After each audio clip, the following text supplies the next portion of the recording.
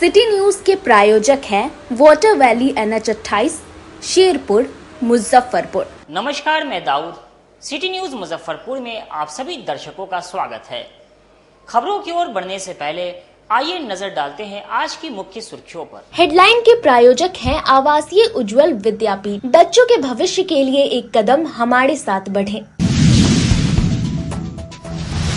शहर से लेकर गांव तक नाग पंचमी पर मंदिरों में सुबह से ही भक्तों का लगा रहा तांता।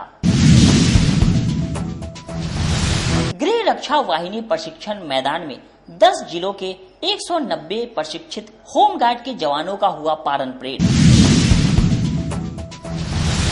और खनन विभाग ने रामदयालु NH पर की छापेमारी, कई बालू लदी ट्रक को किया जब्त। तो ये थी आज की मुख्य सुर्खियां।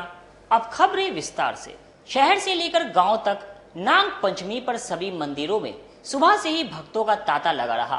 लोगों ने नाग को दूध पिलाकर पूजा अर्चना की। नाग पंचमी के अवसर पर शुक्रवार को कई मंदिरों में विशेष पूजा अर्चना हुई। बीबीगंज के नंदपुरी में सत्संग मंडल माई स्थान में विषहर मेला का आयोजन किया गया, जिसमें सुबह 5 बजे से ही पुरुष और महिला श्रद्धालुओं ने हिस्सा लिया।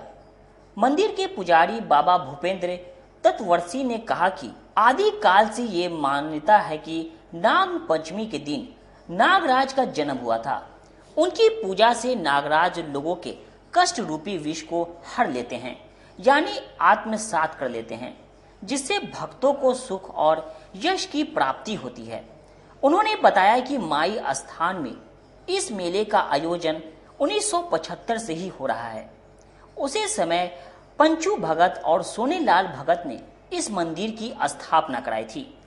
तब से आज तक यहाँ हर साल विषहर मेला का आयोजन हो रहा है। विषहर मेला में मान्यता के अनुसार भगत के छाती पर ओखली रखकर धान की कुटाई हुई। इसके बाद भगत द्वारा नृत्य प्रदर्शनी का भी आयोजन हुआ। इस दौरान वहां खिलौने आदि का स्टॉल भी लगाया है, जहां बच्चे बैलून, झुनझुना, बाजा आदि खरीद रहे थे। इसका विशेष महत्व हमारे इस मंदिर परिसर का बहुत वर्षों से ये मेला यहाँ पे आ रही है।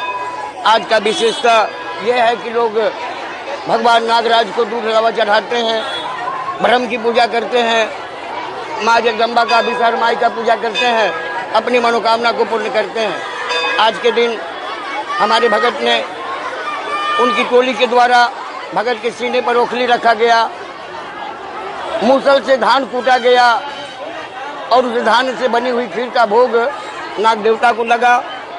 अभी दूध लावा चढ़ने की प्रचलन चल रही है। कितने लोग अभी तक जो है पूजा? यहाँ तो हजारों तादाद, लाख की संख्या पूरा हो जाते हैं। ये रात के 9 बजे तक 10 बजे तक ये मेला बनी रहती है। अभी तक कितने लोग जो है? अभी तक तो लगभग 5 से 7 हजार लोग जल चढ़ा करके, दूध लावा चढ़ा करके निकल गए। अभी यह कब तक चलेगा? ये रात के 10 बजे तक। क्या परिचय हुआ बाबा?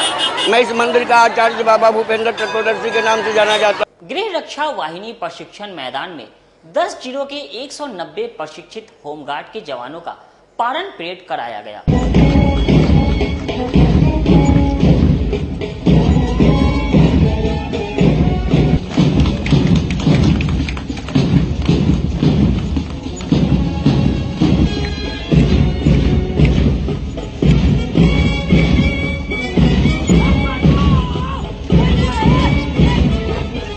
गृह रक्षा वाहिनी होमगार्ड के क्षेत्रीय प्रशिक्षण केंद्र सिकंदरपुर में विगत 63 दिन से प्रशिक्षण कर रहे प्रशिक्षु होमगार्ड के जवानों का पारण परेड का आयोजन शुक्रवार को हुआ।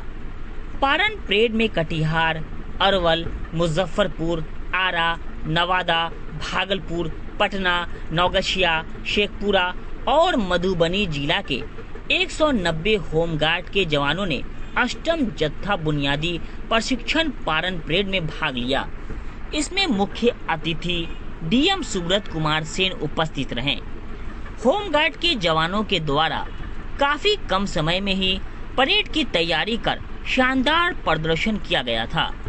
सर्वप्रथम खुले जीप में मुख्य अतिथि DM सुब्रत कुमार सेन ने पंक्तिबद्ध जवानों का निरीक्षण किया। इसके पश्चात जवानों के द्वारा मंच के सामने से मार्च पारण परेड निकाला गया, जिसकी सलामी समारोह के मुख्य अतिथि डीएम और कमांडेंट त्रिलोकी नाथ झा के द्वारा ली गई। इसके बाद उनके द्वारा जवानों का संबोधन किया गया। डीएम ने होम गार्ड के जवानों का हौसला अफजाई करते हुए उनके परेड को काफी उत्तम दर्जे का बताते हुए होम गार्ड बटालियन का गठन कर्तव्य, उद्देश्य एवं विधि व्यवस्था में होम गार्ड की भूमिका के बारे में विस्तार से बताया। के जवान हैं जो विभिन्न जिलों से यहाँ आए हुए हैं और 4 महीने का प्रशिक्षण इन लोगों ने प्राप्त किया है और आप लोग देख रहे हैं कितना बढ़िया इनका प्रेजेंटेशन है, कितनी अच्छी ट्रेनिंग दी गई है और ये लोग अब फील्ड में जाएंगे, सबकी पोस्टिंग होगी और उस हिसाब से फिर अपनी ड्यूटी का लोग निर्वहन करेंगे। और इस तरह की बैचेस लगातार इस सेंटर से पासिंग आउट परेड के माध्यम से निकल करके विभिन्न जिलों में अपनी सेवाएं भी दे रही हैं। तो सभी को मेरी शुभकामना है और इस तरह की प्रोफेशनल ट्रेनिंग कराने के लिए जो प्रशिक्षक हैं, कमांडेंट साहब हैं, उनकी पूरी टीम है, रिटायर्ड कमांडेंट साहब भी यहाँ उपस्थित हैं, तो सभी लोगों के सहयोग से बिल्कुल टीम भावना से ये काम होता है। तो सभी को मेरी शुभकामनाएं हैं और बधाई है। निश्चित रूप से सब लोग अच्छा करेंगे। कितना बदलाव आया है पहले की? तो पहले आप लोग खुद इसके साक्षी हैं कि पहले किस तरह से होमगार्ड के जवानों की या जो ट्रेनिंग की व्यवस्था थी, तो अब आपके सामने है सब कुछ।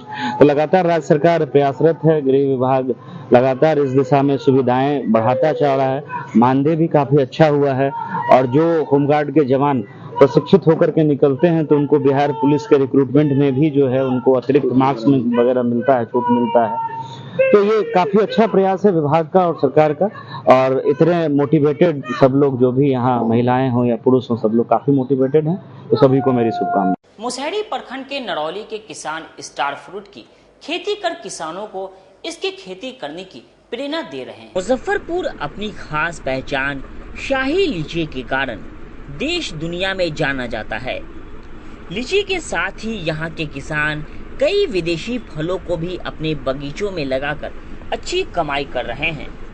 मुजफ्फरपुर जिले के मुसहरी प्रखंड के प्रगतिशील किसान भूषण कुमार ने फ्लोरिडा के कैरामबोला, जिसे बोलचाल की भाषा में स्टार फ्रूट कहा जाता है, की खेती कर अच्छी कमाई कर रहे हैं। अब उन्हें देखकर आसपास के किसान भी स्टार फ्रूट की जानकारी कर अपने बगीचों में स्टार फ्रूट लगा रहे हैं। भूषण कुमार ने बताया कि स्टार फ्रूट में vitamin C, vitamin B, sodium, iron, potassium जैसे कई पोषक तत्व होते हैं।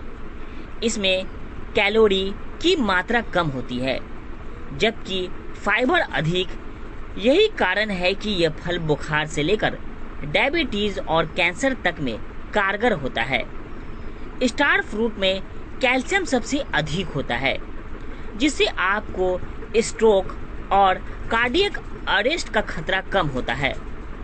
हल्के हरे रंग का ये फल पकने के बाद नारंगी रंग का हो जाता है और स्वाद में यह हल्का खट्टा और रसीला होता है।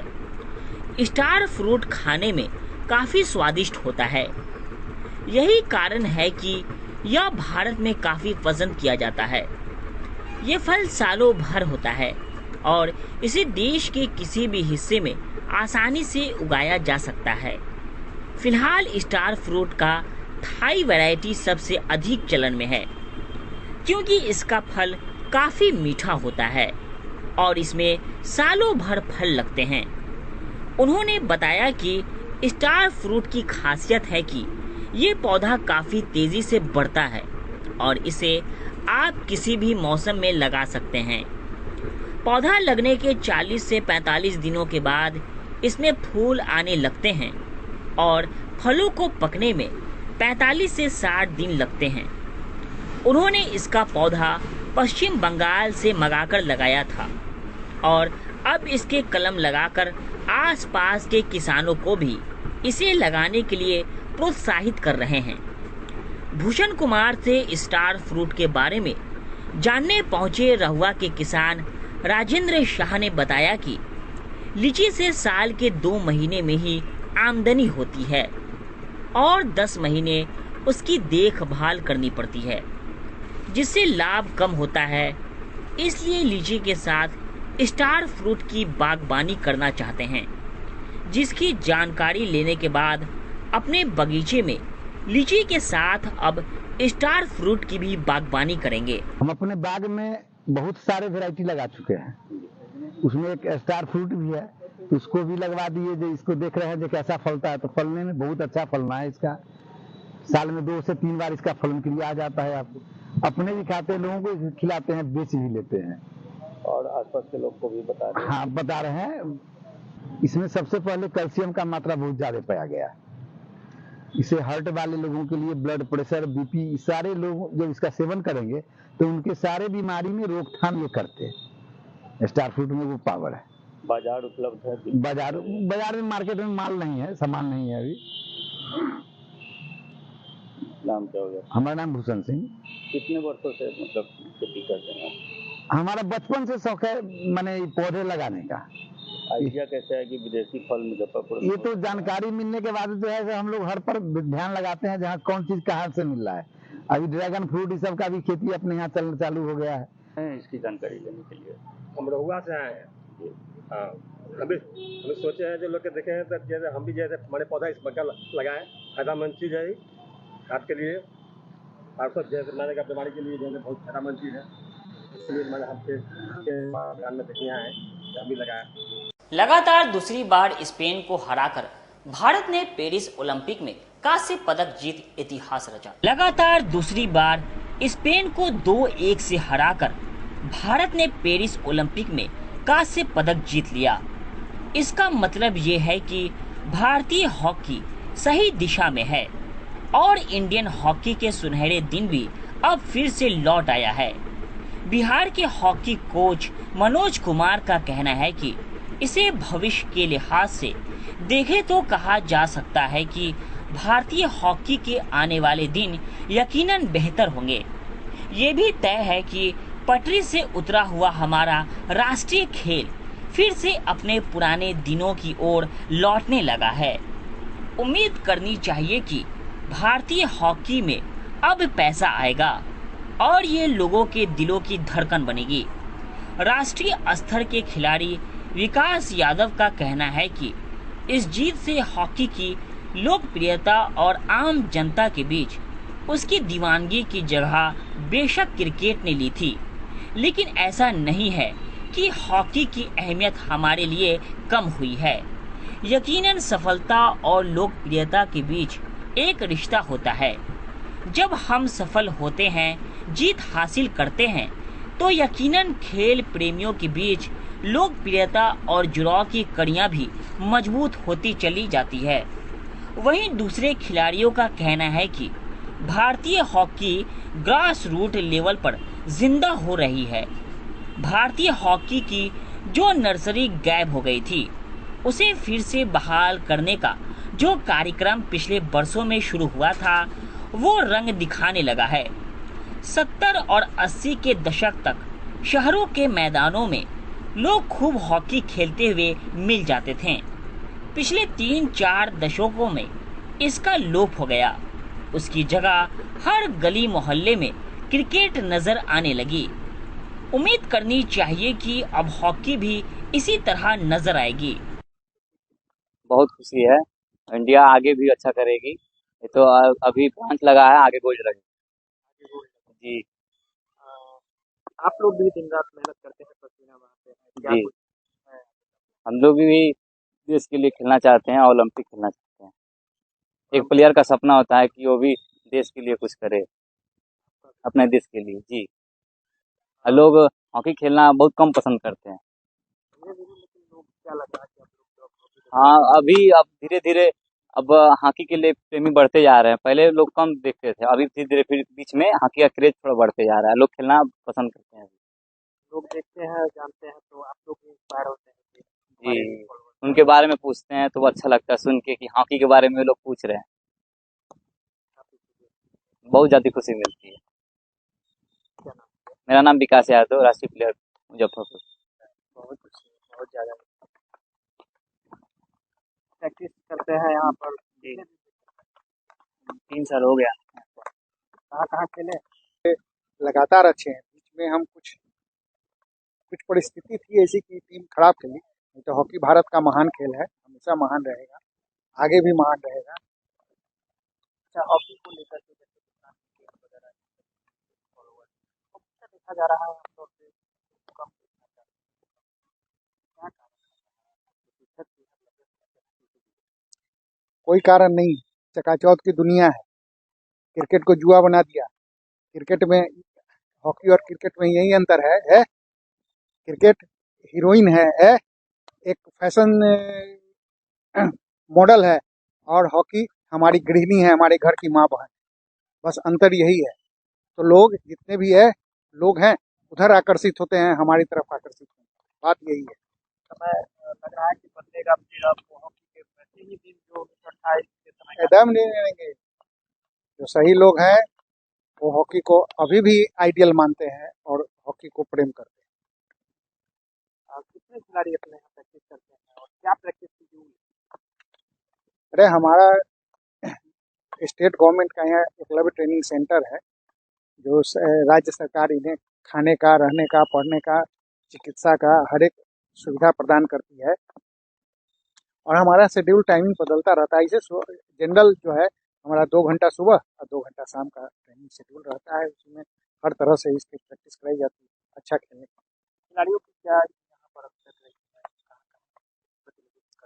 अरे हम 1915 में ये एकेडमी खुला, उसके बाद से 17 से हम लगातार स्टेट के अधिकतर टूर्नामेंट के चैंपियन हैं। उसके बाद हमारे अधिकतर लड़के बिहार रिप्रेजेंट करते हैं। अभी 9 हर टीम में 7, 8, 9, 10 प्लेयर हमारा रिप्रेजेंट करता है।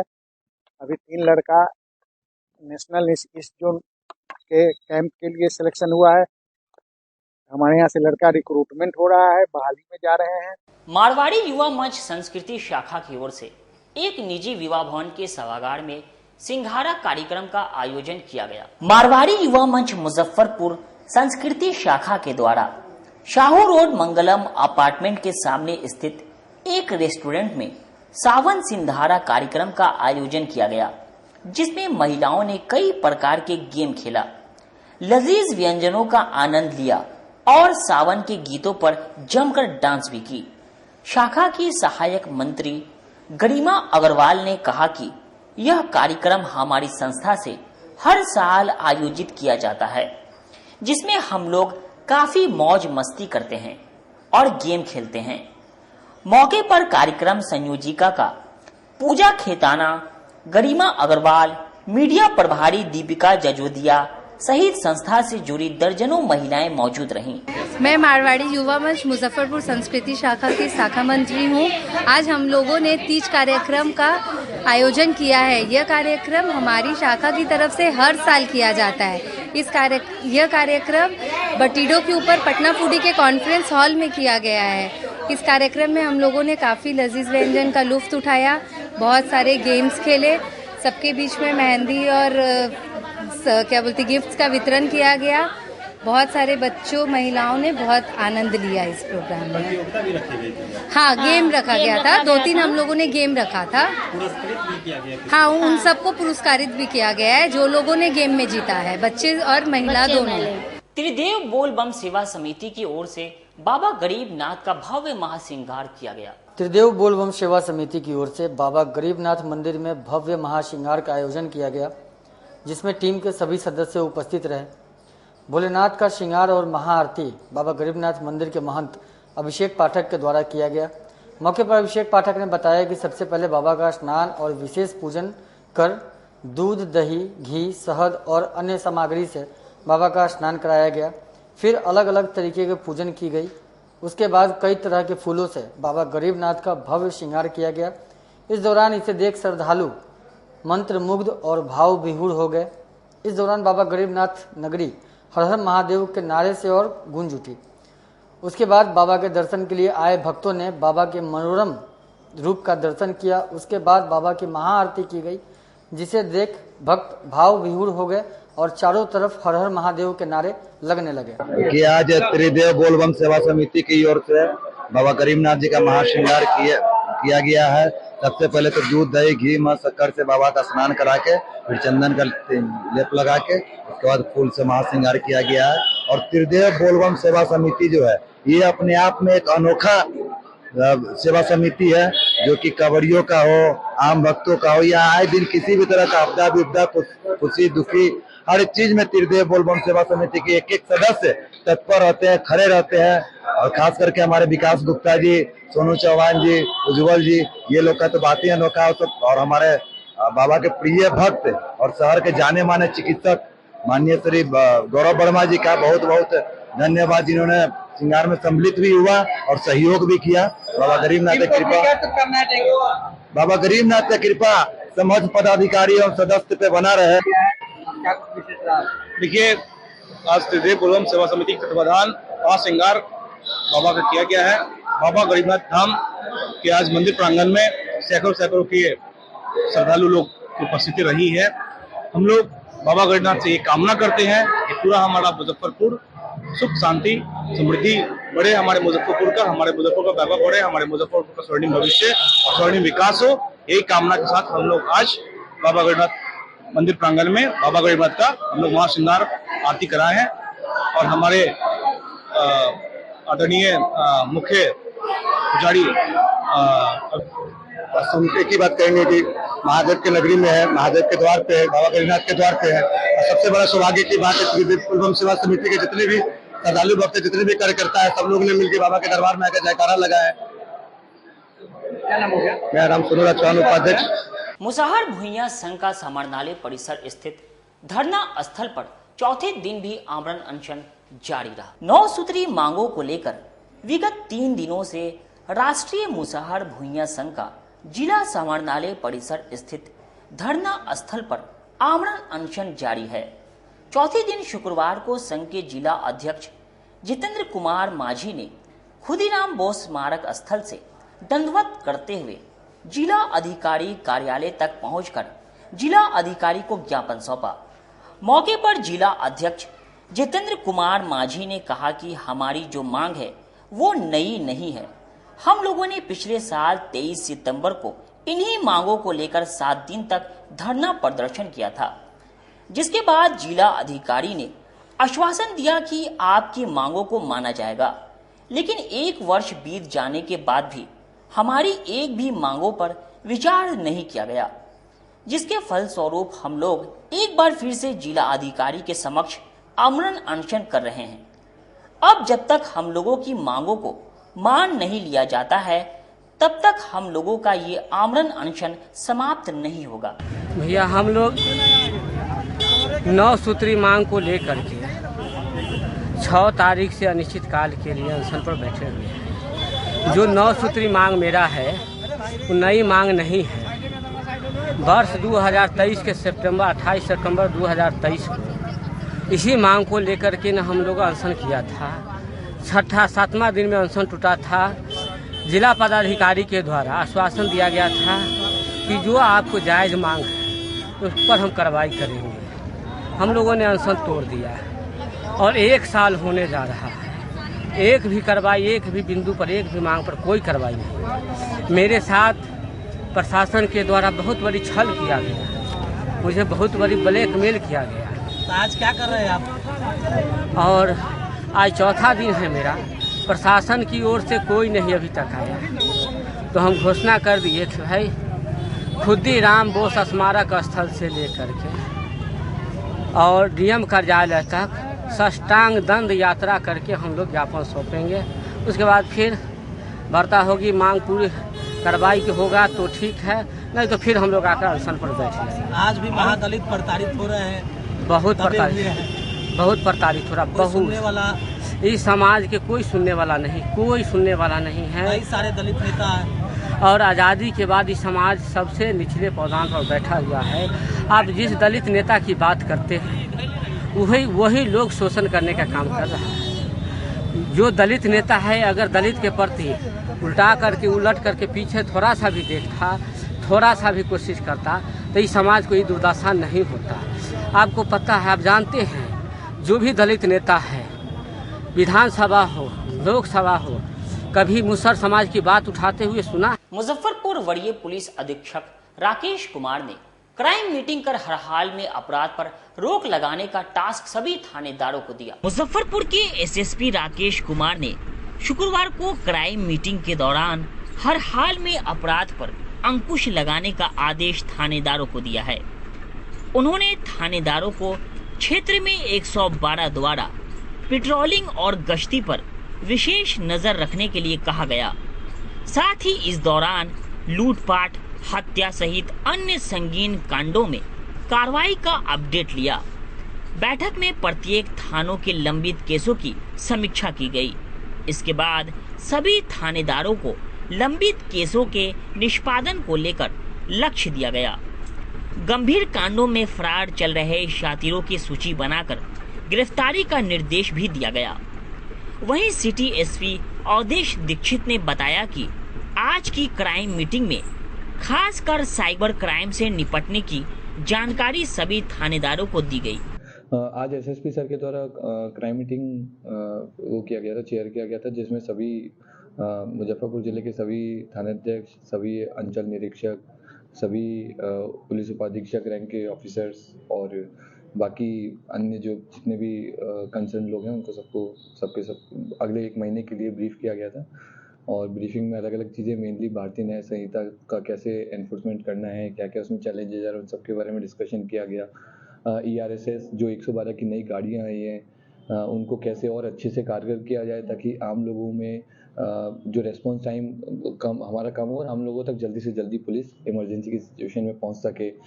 और भी इसके अलावा कांड निष्पादन, वारंट और बहुत सारी जनरल चीज़ों के बारे में डिस्कशन किया गया था। नए कानून में सर किस तरह की परेशानियां हो रही है? केस रजिस्टर नहीं, अभी नए कानून में कोई परेशानी नहीं हो रही है क्योंकि अब हम लोग के द्वारा काफ़ी अच्छे से हेडक्वार्टर के माध्यम से ट्रेनिंग दिया गया था और उस ट्रेनिंग को सभी ने काफ़ी सीरियसली लिया है और अभी भी बराबर टाइम टू टाइम कोई ना कोई ट्रेनिंग चल ही रही है, तो उसकी वजह से ऐसा कोई प्रॉब्लम नहीं हो रही है। बाकी धीरे धीरे और अच्छा सिस्टम होगा इसमें। साइबर फ्रॉड से निपटने की भी जानकारी, साइबर फ्रॉड से रिलेटेड तो साइबर के केसेस का भी रिव्यू किया गया है, चल भी रहा है बहुत सारे केसेस का, और हम लोग के द्वारा भी साइबर से रिलेटेड बार बार में मीडिया के माध्यम से लोगों को आग्रह भी किया जाता है और एक एडवाइस भी दी जाती है कि क्या करें क्या ना करें, डूज एंड डोंट्स टाइप से। खनन विभाग की टीम ने रामदयालु NH पर छापेमारी कर कई बालू लदी ट्रक को जब्त किया। मुजफ्फरपुर जिला प्रशासन, खनन विभाग और मुजफ्फरपुर पुलिस ने संयुक्त रूप से कार्रवाई करते हुए अवैध बालू के खिलाफ बड़ी कार्रवाई करते हुए आधा दर्जन बालू लदे ट्रक को जब्त किया है। शुक्रवार को मुजफ्फरपुर जिले के सदर थाना क्षेत्र के रामदयालु मलंग स्थान के समीप अचानक भारी संख्या में पुलिस बल को देखकर ट्रक चालक और ट्रक मालिकों के बीच हड़कंप मच गया। देखते ही देखते मौके पर जिला प्रशासन और मुजफ्फरपुर पुलिस की दर्जनों गाड़ियां मौके पर पहुंच गई और अचानक बालू लदे गाड़ियों के खिलाफ छापेमारी करने लगी। वहीं छापेमारी की भनक लगते ही सभी ट्रक चालक अपने ट्रक को छोड़कर फरार हो गए, जिसके बाद छापेमारी करने पहुंची पुलिस और जिला प्रशासन के लोगों ने सभी गाड़ियों का फोटो खींचकर कागजी प्रक्रिया पूरी करने के बाद सभी को सदर थाना की पुलिस के हवाले कर दिया। आपको बता दें कि मुजफ्फरपुर जिला प्रशासन को लगातार सूचना मिल रही थी कि अवैध रूप से बालू लदे ट्रक का पार्किंग स्थल सदर थाना क्षेत्र के मलंग स्थान के समीप है। वहीं NH किनारे लगे बालू लदे ट्रक के कारण अक्सर जाम की समस्या होती है, जिसके बाद आज अहले सुबह अनुमंडल पदाधिकारी पूर्वी अमित कुमार के नेतृत्व में खनन पदाधिकारी, जिला परिवहन पदाधिकारी, SDPO टाउन 2 विनीता सिन्हा और सदर थाना अध्यक्ष अश्मित कुमार के नेतृत्व में भारी संख्या में पुलिस बल ने एक साथ रामदयालु पहुंचकर छापेमारी की। इसके बाद जिला प्रशासन के तमाम अधिकारी और मुजफ्फरपुर पुलिस के अधिकारियों ने सभी गाड़ियों को कागजी प्रक्रिया पूरी करने के बाद जब्त कर लिया और अनुमंडल पदाधिकारी पूर्वी ने सभी गाड़ियों पर प्राथमिकी दर्ज करने का आदेश दिया है। वहीं पूरी कार्रवाई के बाद मीडिया से बात करते हुए अनुमंडल पदाधिकारी पूर्वी अमित कुमार और सिटी एसपी अवधेश दीक्षित ने बताया कि वरीय अधिकारियों के आदेश के आलोक में आज बालू लदे ट्रक के खिलाफ छापेमारी की गई है। तकरीबन आधा दर्जन ट्रक को जब्त किया गया है, जिसको कागजी प्रक्रिया पूरी करने के बाद स्थानीय थाना को सौंप दिया गया है और आगे भी इस तरह की कार्रवाई जारी रहेगी। हाँ, ऐसी सूचना प्राप्त हो रही थी कि बड़ी संख्या में ओवरलोड गाड़ियों का परिचालन किया जा रहा है और लोगों को परेशानी भी हो रही थी। अवैध तरीके से पार्किंग कर करके किया जा रहा था, तो उसको लेकर के छापेमारी की गई है। कुछ गाड़ियां पकड़ाई भी हैं जो थाना में पहुंचाया गया, उन पे जो नियमानुसार कार्रवाई है वो की जाएगी। अभी तक तो लगभग 6 से 7 गाड़ियां पकड़ाई हैं। मुजफ्फरपुर पुलिस के द्वारा लगातार जिला प्रशासन के साथ मिलकर के और माइनिंग डिपार्टमेंट के साथ में मिलकर के अवैध बालू के खनन और जो ट्रांसपोर्टेशन को लेकर कार्रवाई की जा रही है। कल भी हम लोगों ने विशेष अभियान चलाया था, जिसमें अनुमंडल पुलिस पदाधिकारी 2 टाउन और एसडीओ, डीटीओ और अन्य कर्मी शामिल थे, संबंधित थानाध्यक्ष भी थे। हम लोगों ने लगभग 7 से 8 के आसपास में ट्रक्स को जब्त किया है, जो चाहे ओवरलोडिंग हो, विदाउट चालान चल रहे हो, उन पर हम लोग एफआईआर कर रहे हैं। उसी में एक ट्रक था जो क्योंकि ओवरलोडेड था तो पलट गया, बट किसी की ऐसी इंजरी नहीं हुई, बाकी सब नॉर्मल है। वक्त हो चुका है एक छोटे से ब्रेक का। बनी रहिए हमारे साथ, देखते रहिए सिटी न्यूज मुजफ्फरपुर।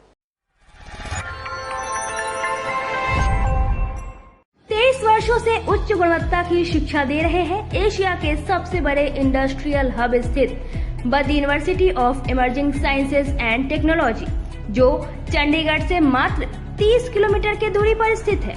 यहाँ इंजीनियरिंग, फार्मेसी, मैनेजमेंट, साइंस, कृषि, पैरामेडिकल और फिजियोथेरेपी जैसे कोर्सेज उपलब्ध है। यहाँ के अनुभवी प्रोफेसर्स आपको बेहतरीन शिक्षा और मार्गदर्शन देते हैं। साथ ही 200 से ज्यादा मल्टीनेशनल कंपनियों के साथ साझेदारी से यहाँ आपको मिलते हैं इंडस्ट्री आधारित सीखने और कमाई के मौके। बद्र यूनिवर्सिटी आपको देता है ऑन द जॉब ट्रेनिंग की सुविधा, जिससे अपनी पढ़ाई के दौरान ही इलेक्ट्रिकल डिपार्टमेंट और कंप्यूटर साइंस के छात्र 12,000 से लेकर 21,000 तक कमा सकते हैं। प्लेसमेंट टीम ने अब तक छात्रों को 24 लाख तक के पैकेज दिलाए हैं। यहाँ आपको मिलते हैं 100% प्लेसमेंट की गारंटी। यूनिवर्सिटी कैंपस में ही आपको मिलते हैं क्रिकेट एकेडमी, जिम, हॉस्टल और मेस की सुविधाएं। यहाँ 3,000 से अधिक इंडस्ट्रियल यूनिट्स के बीच आप शिक्षा और उद्योग का बेहतरीन मेल पाते हैं। तो इंतजार किस बात का, आज ही जुड़े बद्र यूनिवर्सिटी से। अधिक जानकारी के लिए संपर्क करें 707 909 0969 पर। नियम व शर्तें लागू।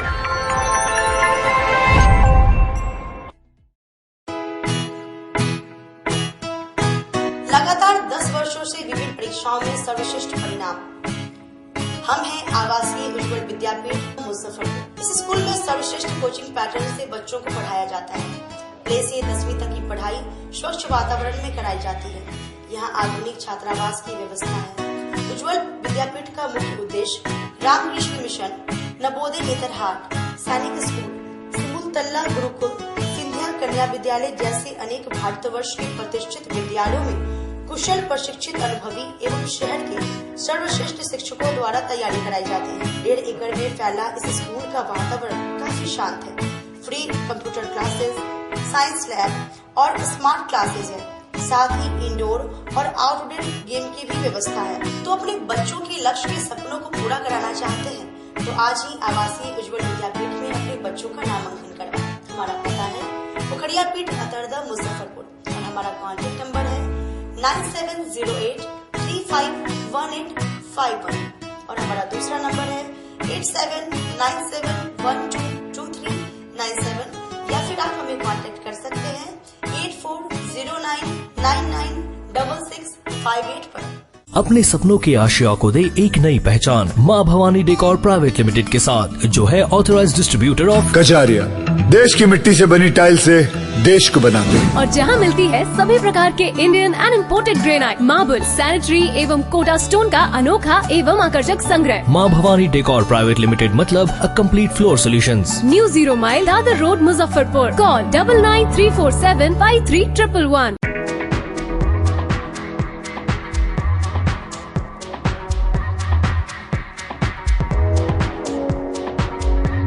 गर्मी में अपने पूरे परिवार के साथ मस्ती करना चाहते हैं तो चले आइए वाटर वैली में, जो कि कच्ची पक्की चौक से 2 किलोमीटर दूर शेखपुर NH के समीप स्थित है।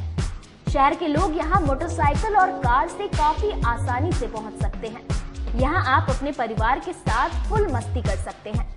वेव पूल, रेन डांस के साथ भव्य वाटरफॉल बनाया गया है।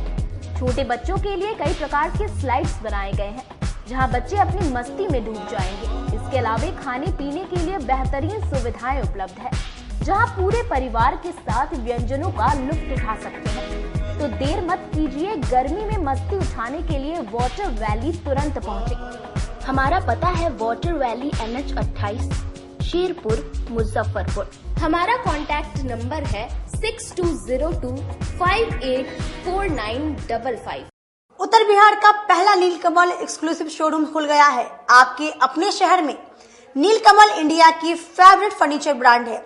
इस कंपनी के सभी रेंज एक ही छत के नीचे आपको मिलेंगी। होम फर्नीचर, ऑफिस फर्नीचर की सभी रेंज यहाँ उपलब्ध है।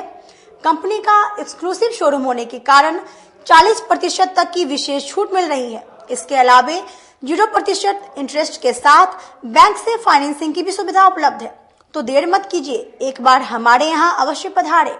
हमारा पता है Mithanpura, Narayanpur road, opposite Vaishali management college, और हमारा मोबाइल नंबर है 9334900888 और हमारा दूसरा नंबर है 7004320580। समारोह के समय और इस लगन के अवसर पे मैं मनीष कुमार, UA एसोसिएट का प्रोप्राइटर, हमारा नीलकमल का फर्नीचर का शोरूम है एक्सक्लूसिव, जो मिठनपुरा चौक पे स्थगित है। हमारे यहाँ कुचीना का चिमनी और जो गैस चूल्हा है उसकी एक विस्तृत रेंज है मॉडलर में। भारी डिस्काउंट है हमारे यहाँ सोफा पर, डाइनिंग टेबल पे। सभी लोगों से मेरा यही निवेदन है, जो 2-3 सालों से आप लोगों का हमें प्यार मिलता आ रहा है।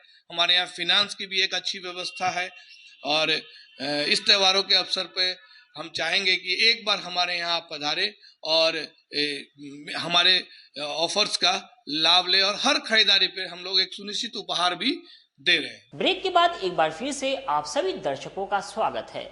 आइए बढ़ते हैं आगे की खबरों की ओर। नेशनल हेल्थ मिशन के तहत कार्यरत कर्मचारियों ने कार्य का बहिष्कार करते हुए DHM का घेराव कर प्रदर्शन किया। नेशनल हेल्थ मिशन के तहत कार्यरत CHO, GNM और ANMR ने शुक्रवार को भी कार्य बहिष्कार किया। DHS का घेराव कर प्रदर्शन किया। वहीं फेस अटेंडेंस को वापस लेने की मांग की। कहा कि सरकार उन लोगों के साथ सौतेला व्यवहार कर रही है। जब तक इस निर्णय को वापस नहीं लिया जाता तब तक आंदोलन जारी रहेगा। समान कार्य के लिए समान वेतन देने की मांग करते हुए हड़ताली कर्मियों ने कहा कि अगले कुछ दिनों में टीकाकरण व अन्य कार्य को भी बाधित करेंगे। मौके पर भाकपा माली सचिव सूरज कुमार ने कहा कि बिहार में हमारी पार्टी फेस अटेंडेंस के मुद्दे पर GNM के साथ खड़ी है। हमारा सवाल है, क्या वरीय अधिकारी अपने कार्यालय में आने के बाद फेस अटेंडेंस के माध्यम से अपनी उपस्थिति दर्ज करते हैं? तो फिर इन कर्मचारियों के लिए ऐसा सौतेला व्यवहार क्यों? पिछले 32 दिनों से इन लोगों का धरना प्रदर्शन चल रहा है, लेकिन सरकार अभी तक इन लोगों से बात तक नहीं की। हमारी मांग है कि सरकार अभिलंब इनके सवालों का पूरा करे और आंदोलनकारी से बात करे, उनके पक्ष में फैसला दे। मौके पर जिला अध्यक्ष सुमित मिश्रा, मृत्युंजय कुमार, कमल नयन, प्रमोद राव, ANM जिला अध्यक्ष पम्मी कुमारी समेत बड़ी संख्या में ANM उपस्थित थी। हम लोग की पार्टी भाकपा माले पूरे बिहार में ये ANM और CH कर्मियों का जो आंदोलन चल रहा है, इस आंदोलन को हम लोग पूरे बिहार में समर्थन दे रहे हैं। नीतीश सरकार बिहार के कर्मचारियों को अपना बंधुआ मजदूर समझती है। आप जिस तरीके से मजदूरों को जिस स्थिति में काम करवा रहे हैं, क्या वो जायज है? आप एक तरफ जो है ANM को कह रहे हैं कि आप फेस अटेंडेंस करिए। क्या इस सरकार के अंदर सरकार के मंत्री और सरकार के बड़े आला अधिकारी क्या इसको मेंटेन करते हैं? क्या जिलाधिकारी यहाँ पर आते हैं तो वो फेस अटेंडेंस बनाते हैं क्या?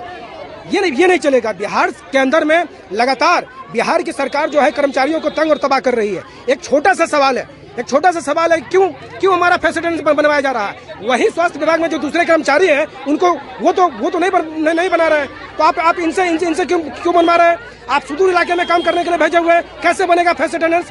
आपने देखा ना, समान काम का समान वेतन हम लोगों का मांग है। प्रदर्शन कर रहे हैं FRS बंद करने के लिए। FRS लगाना है तो पहले परमानेंट करे, पहले सुविधा दे तब परमानेंट करे। कोई सुविधा नहीं मिल रहा है। जिस आंगनबाड़ी पर हम लोग काम जाके करते हैं वहाँ बैठने के लिए चेयर नहीं है। 3 दिन हम लोग को HSC पर काम करना होता है। 3 दिन के बाद हम लोग को ग्रामीण क्षेत्र में काम करने जाना होता है, जहाँ से हम लोग गाड़ी से उतरते हैं। 7 से 8 किलोमीटर हम लोग का आंगनबाड़ी होता है, वहाँ कोई जाने का सुविधा नहीं है। जहाँ हम लोग आंगनबाड़ी पर काम करते हैं वहाँ कोई सुविधा नहीं है, न वहाँ बैठने के लिए कुर्सी है, न पानी पीने के लिए, यहाँ तक कि पंखा नहीं है। ये लोग एसी में बैठ करके मैदान जारी करते हैं। समान काम का समान वेतन चाहते हैं, समान काम का समान वेतन चाहते हैं। और FRS लगेगा तो पहले सुविधा मिलना चाहिए तब FRS। हम लोग 8 तारीख से हड़ताल पे हैं। सभी NHM कर्मी जिसमें GNM, CHO, ANM सारे लोग शामिल हैं। ठीक है, सरकार की एक नीति आई है FRS, ठीक है। हाँ बोलिए ना, आप आ जाइए ना। फिर FRS जो है FRS लगाई है, जिसमें सरकार 3 टाइम अटेंडेंस बोल रही है लगाने को। हम लोग ग्रामीण क्षेत्र में काम करते हैं, जहाँ शौचालय की व्यवस्था नहीं है, पेयजल की व्यवस्था नहीं है। महिला को 9 से मतलब जो भी हमारे स्टाफ से उनको 9 से 5 काम करना पड़ता है, जिसके कारण वहाँ पे बहुत सारी परेशानियों से जूझना पड़ता है। शौचालय की व्यवस्था भी नहीं है, पानी की व्यवस्था नहीं है, और उसके बाद बिजली की व्यवस्था नहीं है, जिसके कारण बहुत सारी परेशानी होती है। और हमारे मूलभूत सुविधा जो भी है वो नहीं दे रहे हैं सरकार। फिर भी कह रहे हैं कि आप 3 टाइम अटेंडेंस लगाइए, 9 बजे, 2 बजे, 5 बजे। 5 बजे अंधेरा हो जाती है, सुरक्षा की कोई व्यवस्था नहीं है। हमारी जो महिलाएं जो काम करती हैं। संयुक्त किसान मोर्चा के द्वारा कॉर्पोरेट भारत छोड़ो दिवस पर जिला अधिकारी के समक्ष सैकड़ों किसानों ने विरोध प्रदर्शन किया। संयुक्त किसान मोर्चा के देशव्यापी आह्वान पर कॉर्पोरेट भारत छोड़ो दिवस पर मुजफ्फरपुर जिलाधिकारी के समक्ष सैकड़ों किसान मजदूरों ने जोरदार विरोध प्रदर्शन किया। शहीद खुदीराम बोस स्मारक स्थल कंपनी बाग से निकले जुलूस में कॉर्पोरेट भारत छोड़ो, भारत विश्व व्यापार संगठन से बाहर निकलो, देश में मंडी व्यवस्था लागू करो, सभी भूमिहीनों को वास की जमीन दो, सभी किसानों खेत मजदूरों को 10,000 मासिक वृद्धा पेंशन दो, बिजली के निजीकरण और स्मार्ट प्रीपेड मीटर पर रोक लगाओ आदि नारे लगा रहे थे। जिलाधिकारी के समक्ष आयोजित प्रदर्शन सभा को संबोधित करते हुए विभिन्न किसान एवं ट्रेड यूनियन के नेताओं ने कहा कि अंग्रेजी हुकूमत के लुटेरी व्यवस्था के खिलाफ भारत की जनता ने 9 अगस्त को अंग्रेजों भारत छोड़ो का नारा दिया था। आज नरेंद्र मोदी के नेतृत्व में भाजपा सरकार हमारे देश के कारपोरेट अडानी, अंबानी, मित्तल जैसे पूंजीपति घरानों के लिए देश की सारी संपदा को लूट की खुली छूट दे रखी है। आज जल, जंगल, जमीन, कृषि, शिक्षा, संचार, स्वास्थ्य, रेल जैसे तमाम सार्वजनिक संपत्ति को इन्हीं देशी विदेशी पूंजीपति वर्ग के हाथ में सौंप दी गई है, जिसके कारण बेरोजगारी, गरीबी, लूट, हत्या, महिलाओं पर अत्याचार लगातार बढ़ती जा रही है। अमीर और अमीर होते जा रहे हैं तो गरीब और गरीब।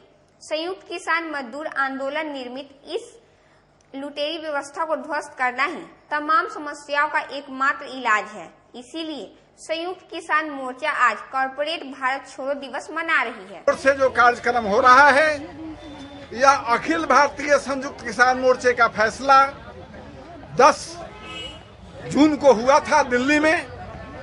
उस फैसले के आधार पर पूरे देश में जिला मुख्यालय पर हम जिला पदाधिकारी के माध्यम से राष्ट्रपति महोदया से हम मांग करते हैं कि जो किसानों के डिमांड, जो पुराने डिमांड हैं, पुराने मांग हैं, जैसे एमएसपी को का कानूनी दर्जा देने की बात है, हम चाहते हैं कि एमएसपी का कानूनी दर्जा दिया जाए।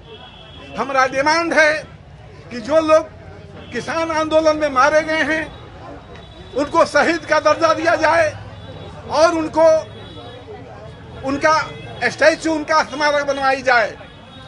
हमारा डिमांड है कि बिजली में जो प्रीपेड मीटर है, जो निजीकरण है, उसको समाप्त किया जाए और 24 घंटा कृषि कार्य हेतु तो बिजली मुहैया कराया जाए।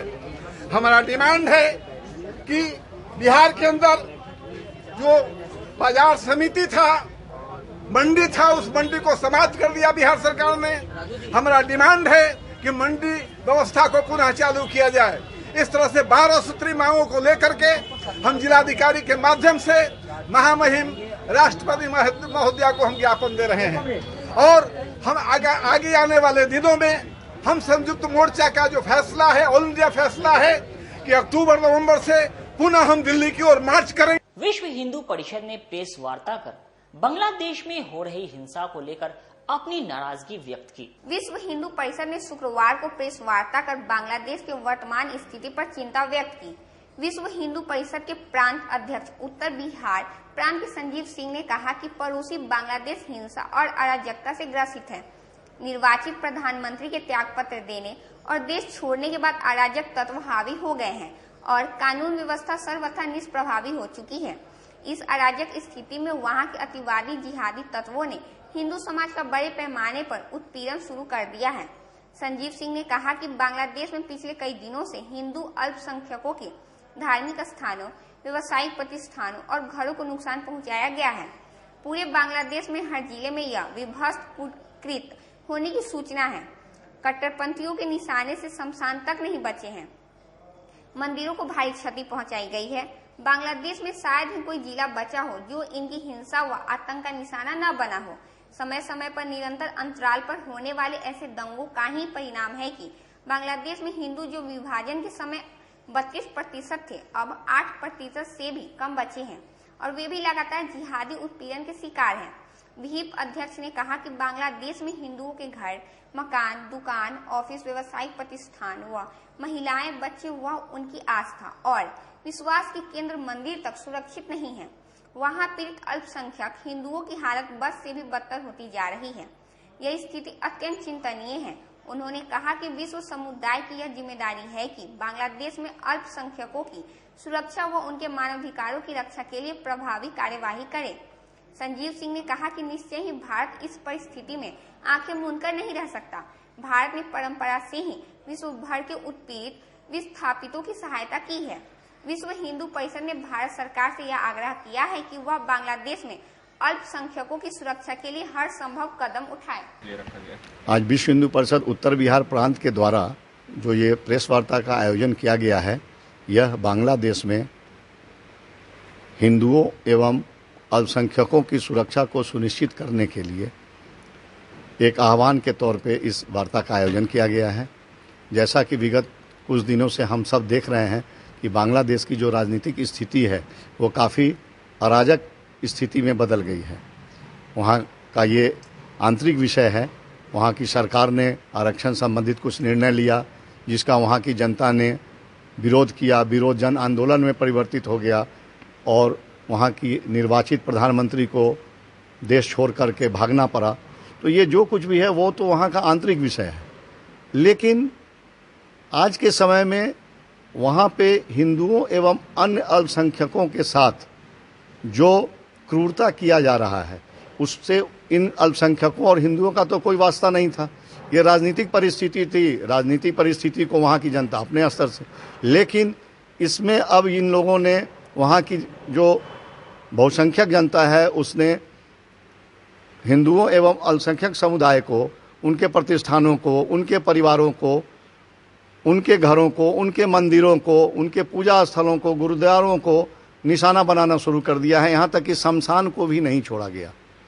तो हम लोगों ने इसलिए ये वार्ता का आयोजन किया है कि हम भारत सरकार से यह आग्रह करते हैं कि इस पूरे मुद्दे को विश्व समुदाय के सामने में सशक्त रूप से रखे और एक अंतर्राष्ट्रीय जनमत तैयार करे जो बांग्लादेश पे और वहाँ की अभी जो सरकार, अस्थायी सरकार का गठन किया गया है, उस पर यह दबाव डाला जाए कि वहाँ के हिंदुओं एवं अल्पसंख्यकों की सुरक्षा, उनकी संपत्ति, उनके धार्मिक स्थलों को सुरक्षित रखा जाए और जो कुछ भी है इसके राजनीति के आड़ में किसी तरह का बदले का कार्रवाई हिंदुओं के साथ और अल्पसंख्यकों के साथ। राष्ट्रीय लोक मोर्चा ने समाहरणालय परिसर स्थित धरना स्थल में सदस्यता अभियान की शुरुआत की। राष्ट्रीय लोक मोर्चा ने शुक्रवार को मुजफ्फरपुर समाहरणालय परिसर स्थित धरना स्थल से सदस्यता अभियान की शुरुआत की।